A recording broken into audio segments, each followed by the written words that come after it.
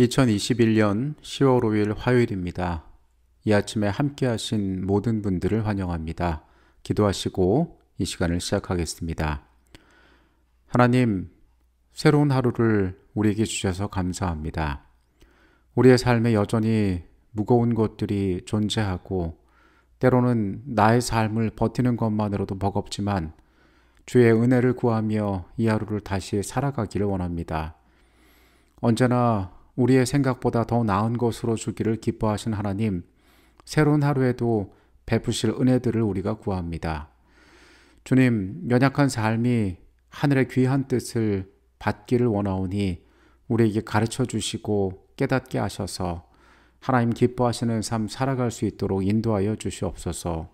그리고 그 속에서 우리가 발견하는 기쁨이 있게 하시고 그것으로 만족하고 감사할 수 있도록 하루가 마치며 하나님께 영광 돌릴 수 있도록 우리의 생애에 역사하여 주시옵소서.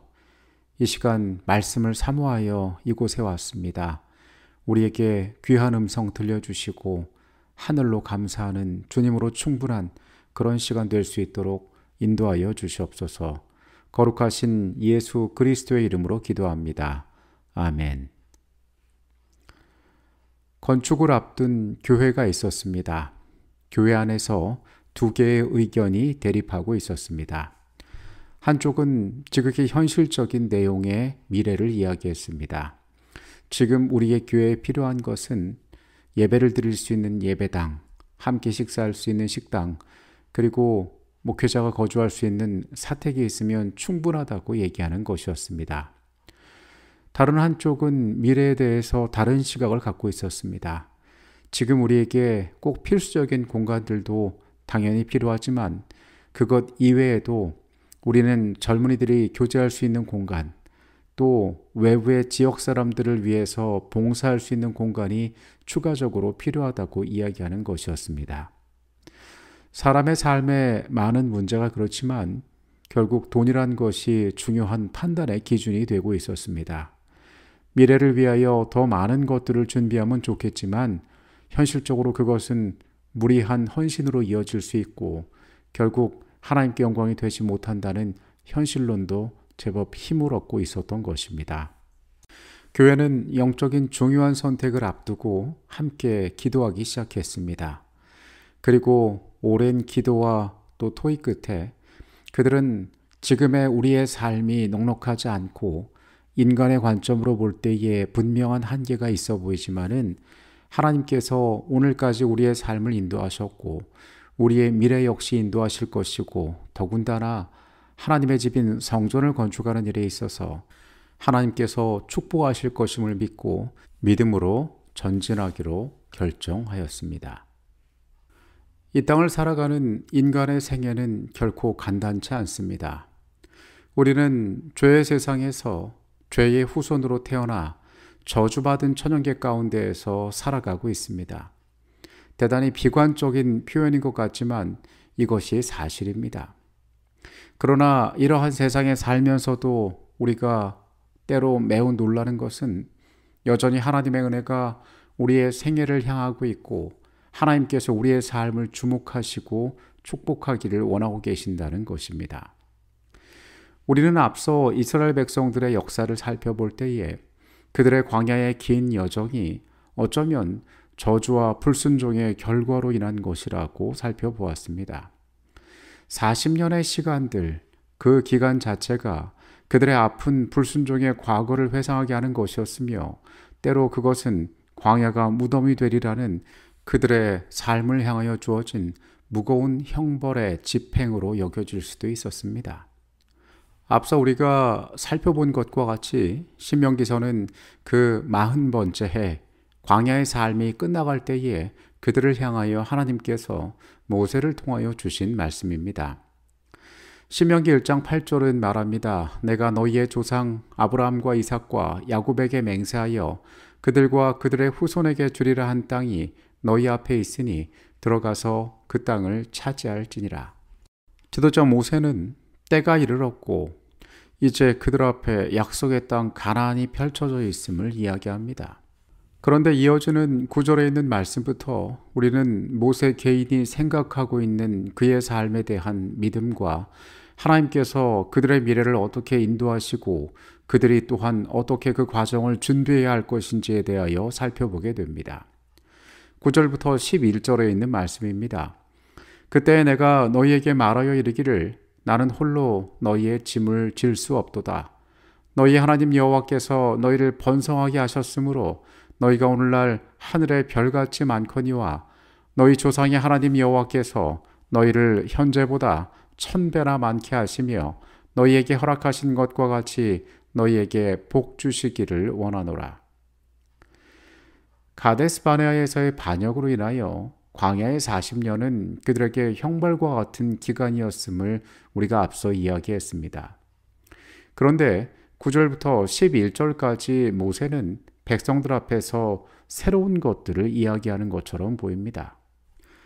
40년간의 광야의 경험을 통하여 모든 이스라엘 백성들이 부인할 수 없는 것이 있었으니 그것은 하나님께서 그 40년간의 기간 동안 그들에게서 떠나 계셨던 것이 아니라 여전한 관심과 사랑으로 그들의 삶을 지키고 돌보셨다는 것입니다. 느헤미야 9장에 나오는 말처럼 하나님께서 광야에서 그들이 경작도 하지 못하고 사냥도 하지 못하는 그들에게 물이 부족한 그 모든 환경 가운데에서 하나님께서는 그들에게 부족함이 없게 하셨고 그들의 옷이 헤어지지 않게 하셨으며 발이 부르트게 하지 아니하셨습니다. 그 백성을 향하여 하나님께서 모든 것들을 공급하고 축복하셨던 것입니다. 11절에 모세는 다시 한번 그의 백성에 대한 사랑을 나타내면서 하나님께서 그들에게 이미 이루어 주신 것보다 1000배나 더 많게 하시기를 구한다라고 이야기합니다. 모세는 이 40년의 여정을 다른 관점으로 바라보고 있는 것입니다. 하나님께서 그들을 향하여 진노하셨고 그들로 하여금 새로운 땅에 들어가지 합당하지 않은 자라고 선언하셔서 광야에서 40년간의 시간을 보냈지만은 여전히 그 하나님께서는 그들의 하나님이 되고 계셨던 것입니다. 12절부터 17절까지 이어지는 내용을 봅니다. 그런즉 나 홀로 어찌 능히 너희의 괴로운 일과 너희의 힘겨운 일과 너희의 다투는 일을 담당할 수 있으랴. 너희의 각 지파에서 지혜와 지식이 있는 인정받는 자들을 택하라. 내가 그들을 세워 너희 수령을 삼으리라 한즉 너희가 내게 대답하여 이르기를 당신의 말씀대로 하는 것이 좋다 하기에 내가 너희 지파의 수령으로 지혜가 있고 인정받는 자들을 취하여 너희의 수령을 삼되 곧 각 지파를 따라 1000부장과 100부장과 50부장과 10부장과 조장을 삼고 내가 그때 너희의 재판장들에게 명하여 이르기를 너희가 너희의 형제 중에서 송사를 들을 때에 쌍방간에 공정히 판정할 것이며 그들 중에 있는 타국인에게도 그리할 것이라. 재판은 하나님께 속한 것인즉 너희는 재판할 때에 외모를 보지 말고 귀천을 차별 없이 듣고 사람의 낯을 두려워하지 말 것이며 스스로 결단하기 어려운 일이 있거든 내게로 돌리라. 내가 들으리라 하였고 내가 너희의 행할 모든 일을 그때 너희에게 다 명령하였느니라. 우리는 이어지는 신명기의 말씀에서 각 지파의 수령을 삼고 지혜로운 자를 천거받아 그들을 재판장에 세우는 모습을 보게 됩니다. 약속의 땅에 도착할 때에 사람들로 하여금 특정한 리더를 뽑고 거기에 시스템을 갖추는 일들이 여기에서 벌어지는 것입니다. 도대체 앞서 이야기한 것과 이것이 무슨 관련이 있나 우리는 이런 생각이 들 수도 있습니다. 그러나 우리는 앞선 이 9절부터 했던 모세의 이야기를 생각하면은 모세가 취한 이 행동이 어떠한 목적이었는지를 이해할 수 있게 됩니다. 9절의 모세는 이제 나 홀로 짐을 질 수 없다라는 말을 합니다. 그 이유는 광야의 40년 기간 동안에 하나님께서 이 민족을 축복하셔서 번성하여 별과 같이 많게 하셨기 때문이었습니다. 출애굽을 시작할 때보다 광야의 척박하고 어려운 환경 가운데에서 그 민족들은 번성하였습니다. 하나님의 축복 외에는 다른 어떤 것도 설명할 수 없는 일들이 그 가운데 벌어졌던 것입니다. 이제 모세는 내가 그 짐을 다 질 수가 없다라고 이야기를 합니다. 그리고 더 나아가서 그는 미래에 대하여 이야기합니다. 하나님께서 1000배나 많게 하시며 너희를 그렇게 복 주시기를 원한다고 12절에서 말하고 있습니다. 지도자는 지금까지 베풀어 주신 하나님의 선한 축복을 우리가 기억할 것은 물론이고 장차 우리 앞에 주실 축복을 위하여 우리의 삶이 그것을 인정하고 준비하고 있어야 한다고 이야기를 하는 것입니다. 모세는 조직을 만들었습니다. 하나님께서 그 민족을 향하여 강력한 통치력으로 임재하심 속에서도 조직과 구조 그리고 책임을 나누기 위한 체계가 필요했습니다.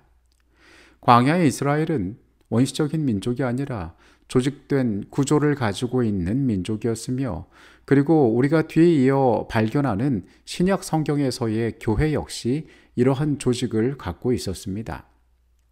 흔히 인간이 조직을 구성하는 것은 믿음 없는 행동으로 비춰지는 경향이 있습니다. 하나님의 지혜가 아닌 사람의 방법으로 모든 일을 해결하려는 것처럼 보이기 때문에 그렇습니다. 인간이 특정한 책임을 맡고 그 능력에 따라서 조직이 좌우되는 것처럼 보여지는 것이 하나님께서 일하는 방법이 아니라고 생각되어지는 경우도 있습니다. 그러나 우리는 신명기에 나오는 이 신뢰를 통하여 하나님께서 사람에게 축복하시고 그들 가운데 주신 은혜에 대해서 사람의 입장에서 어떻게 반응하고 그 축복을 주장하는지에 대하여 살펴보게 됩니다. 모세는 이미 그들에게 허락하신 축복 이외에도 미래에 주실 축복까지 기대하고 신뢰하는 자였습니다. 그에게는 이런 축복의 여정 가운데 주실 하나님의 은혜에 대한 기대를 품고 살아가는 것이 그 민족의 삶이 되어야 했습니다. 그가 스스로 감당할 수 없다고 앞서 고백한 것은 이런 믿음의 선택에 근거한 것이었습니다.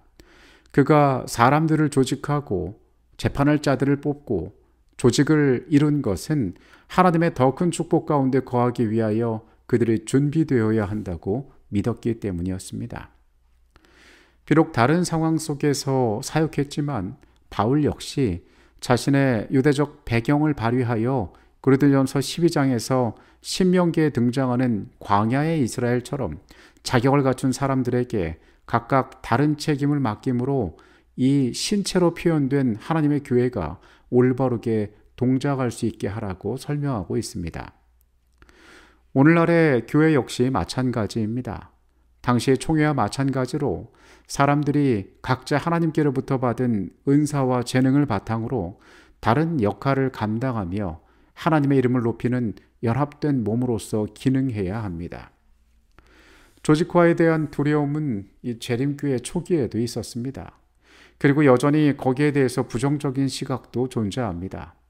그러나 우리가 오늘 바라보는 신명기는 물론이고 신약 성경조차도 분명히 조직된 교회를 뚜렷한 하나님의 백성들로 인정하고 있습니다.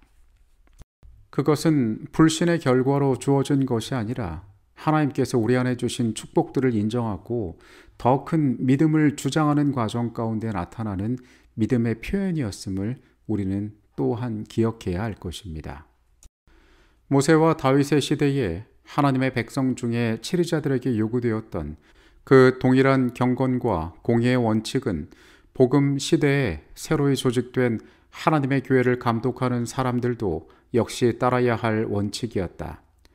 모든 교회에서 질서를 따라 일을 배정하고 적합한 사람들에게 직분을 맡기는 데 있어서 사도들은 구약 성경에 제시된 지도자의 직분의 높은 표준을 성실하게 지켰다. 하나님께서 광야의 모든 시간들 가운데 이스라엘 백성들과 함께 하시고 그들을 축복하셨습니다. 모세는 그들이 새로운 땅에서 얻게 될 미래 가운데에 1000배의 축복이 그들에게 부어지기를 구하였습니다. 그리고 그들은 가장 지혜롭고 현명한 방법으로 하나님의 선한 능력이 그들 가운데 이루어질 수 있기 위하여 최선의 지혜를 모았습니다. 오늘 우리에게도 이러한 모본들이 우리의 일상과 우리의 섬김 가운데 필요한 요소로 자리 잡게 되어야 합니다. 하나님께서 여전한 능력으로 우리의 삶에 함께 하십니다.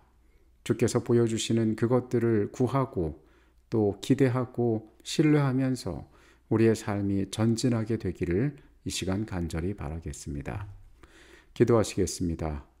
하나님, 주께서 우리의 연약한 생애 가운데 역사하셨고 죄 가운데 살아가는 우리의 부족한 삶에도 여전히 축복하고 계심을 우리가 믿습니다. 더 큰 축복을 구하게 하여 주시옵소서. 믿음으로 전진하게 하여 주시옵소서. 가장 지혜로운 방법으로 우리가 복음을 담고 또 세상에 전할 수 있는 하나님을 영화롭게 하는 삶을 위하여 우리가 준비하게 하여 주시옵소서. 거룩하신 예수 그리스도의 이름으로 기도합니다. 아멘.